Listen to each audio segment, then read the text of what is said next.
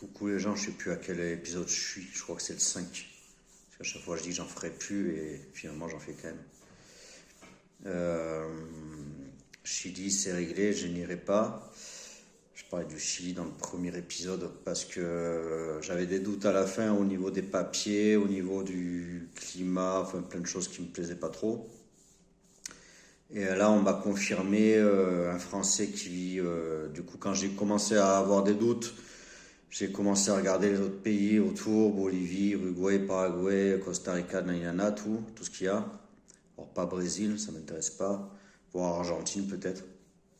Et j'ai discuté avec un gars, un Français qui est établi au Paraguay, qui a confirmé mes doutes sur le Chili. Il m'a dit, je lui ai raconté un peu ma vie, pourquoi je voulais partir tatitata, que je pouvais pas plus me blairer la France, l'Europe surtout, enfin tout.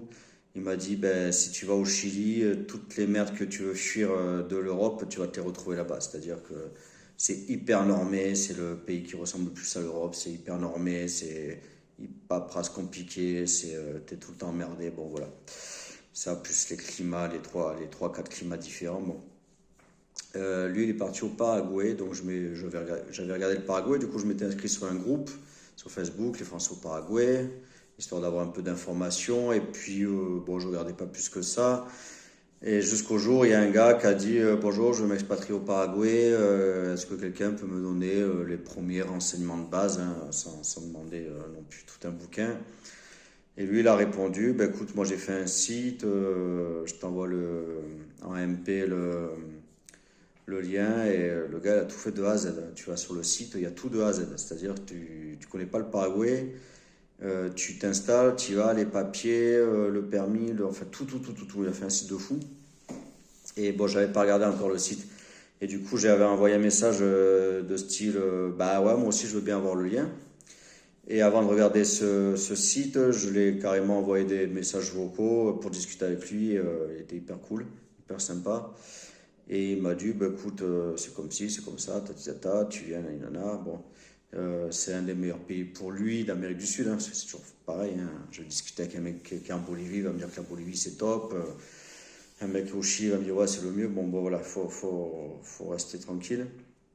Donc lui, il a monté une petite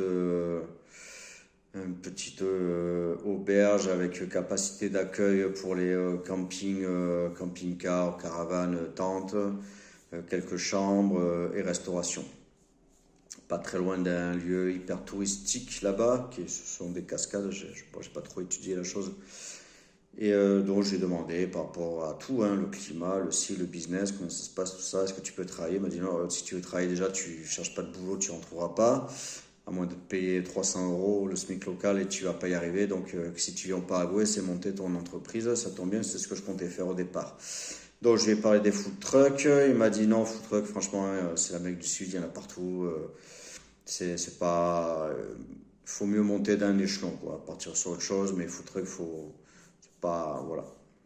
Du coup, on a parlé de tout un tas de trucs. Je suis revenu sur les food trucks. Je lui dis, mais c'est vraiment mort ou quoi? Il fait, non, c'est pas mort. Tu peux faire un truc si tu te diversifies bien. Tu pourras travailler, tout ça. Mais bon, voilà, il y en a beaucoup.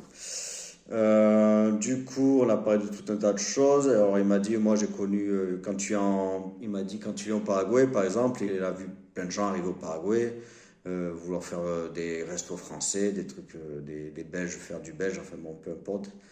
Et il m'a dit, ils sont tous cassés la gueule, des crêpes.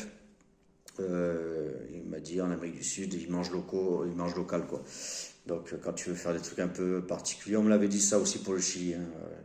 Ils sont pas spécialement intéressés à manger autre chose de ce qu'ils ont l'habitude. Comme nous, on mange des pizzas et du chinois, on aime bien ça. Eux, chez eux, ils mangent de l'Amérique du Sud, quoi, en gros. Là, je mets un petit bémol sur ce qu'il me dit parce que du coup, j'ai été voir son Instagram et le mec, il fait de la cuisine française. Donc voilà, faut pas jamais prendre, quand on prend des conseils, il faut pas non plus prendre pour argent comptant parce que aussi bien le gars, il est super sympa, t'as l'impression qu'il va t'aider tout ça et aussi bien, il a juste vu que tu voulais venir au Paraguay et il voudrait pas que tu y fasses de l'ombre. Là, c'est la petite partie négative de mon cerveau qui parle, méfiante, on va dire. Et du coup, bah, ça m'a surpris un peu. Le mec, il me dit, ouais, il vient pas faire du français, il fait un gavet de français. Bon, bref, à voir.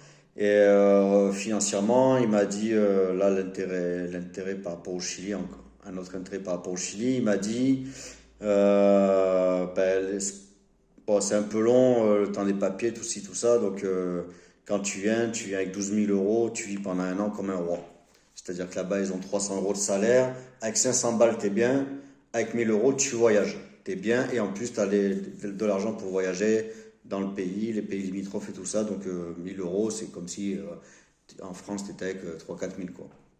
Donc voilà, il me dit, tu viens avec 12 000 balles, pendant un an, tu vas rien faire, juste regarder Nani, prendre tes marques, peaufiner la langue et ce que je voulais faire au Chili d'ailleurs, hein, c'est exactement le budget que je m'étais mis pour le Chili. Sauf que le Chili c'est plus cher. Et il m'a dit, puis après il m'a dit, c'est pas le bisounours, hein, c'est pas le pays des bisounours, il faut se bouger son cul pour trouver un business, pour avoir des idées, tout ça, nanana. Donc je lui ai dit, oui, ben ça forcément je me doute, hein, sinon tout le monde le ferait, tout le monde partirait de France avec ses 20 000 balles et puis irait monter une affaire.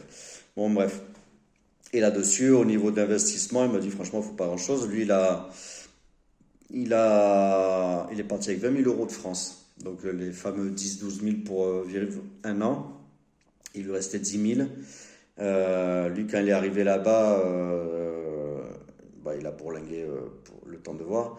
Et je lui ai dit, bah, moi sur les sites, j'avais vu qu'il fallait y aller une première fois pour faire les papiers, une deuxième fois pour montrer qu'on était intéressé au pays, et une troisième fois pour concrétiser en gros. Il m'a dit pas du tout, moi je suis une première fois, je suis jamais reparti en France. Hop, ça a coupé. Je ferai un montage. Je sais pas pourquoi ça a coupé d'ailleurs. Et je suis arrivé avec 20 000 balles, j'ai vécu, voilà, j'ai cherché pendant un an, et puis j'ai fait mon... Et même pas un an, parce qu'au bout de 4 mois, il avait sa carte d'identité locale, et il m'a dit, même avant d'avoir tes papiers pour travailler, ça coupe. Et même avant d'avoir tes papiers, tu peux bosser au black parce que bon, la vidéo elle a coupé 3 fois, je sais pas, je ferai des montages, j'espère que ça va tenir, j'ai effacé des choses. Bon bref, il m'a dit je suis venu une première fois, je suis pas reparti en France et je sais plus si j'en étais là du coup, ça m'a coupé le bordel. Bon bref, lui il s'est pas fait chier, il m'a dit bah, j'ai regardé un peu le business, j'ai même pas acheté un truc, j'ai loué une baraque où il y avait 4 5 chambres dedans, il paye 300 balles par mois. Et il y a 1500 mètres carrés de terrain, il a fait une aire de camping, du coup il s'est mis en évidence sur Google pour les touristes et tout ça. Il est pas loin d'un truc touristique et du coup il fait de la bouffe, je pense que c'est un cuisinier, il s'appelle Chef Cédric en fait. J'ai regardé un peu ses photos, il fait des trucs jolis, bon, après voir. Et puis tout va bien, il a pas, tout va bien pour lui. Donc il m'a dit bah tu es au Paraguay, c'est le meilleur pays, il y a de la place pour tout le monde. Tu te sors les doigts du cul, tu cherches un peu ce que tu as envie de faire, nanana. Quand tu arrives sur place, soit tu parles espagnol et en 8 jours tu auras tous tes dossiers papiers faits, soit c'est un peu compliqué, tu prends un local sur place, enfin un local. Il y a des Français qui s'occupent de ça. Il m'a dit tu payes 700 euros ou 750 euros pendant 3 jours, tu vas vivre chez le mec, il va te nourrir, il va t'emmener dans toutes les agences pour les papiers et au bout de 3 jours, tu auras fait tout ton dossier, quoi. Pour 700 euros, ça vaut peut-être le coup de ne pas s'embêter. Et après, là-dessus, sur son site, il y a tout ce qu'il y a à savoir. Donc voilà. Du coup, projet Chili Finich. Bon, j'avais déjà des doutes hein, avant de parler à ce mec-là. Là, projet Paraguay, du coup. Du coup, projet Paraguay. Du coup, cet été, je voulais aller au Chili. Bah, du coup, je vais pas dépenser un billet d'avion juste pour aller voir les Nachi, tout ça. Ils comprendront. Hein. Si je peux, ça sera Paraguay. Le hic à voir, c'est que ça sera l'hiver. Donc 3 degrés au pire et 12, 22 s'il y a un coup de soleil au mieux. Et j'aimerais, comme au Chili, j'aimerais bien y aller l'été pour voir ce que c'est. Parce que si c'est 40 degrés, c'est zone Paraguay, pardon, c'est zone subtropicale. Donc s'il fait 40 degrés avec 400 millions de moustiques et hyper humide,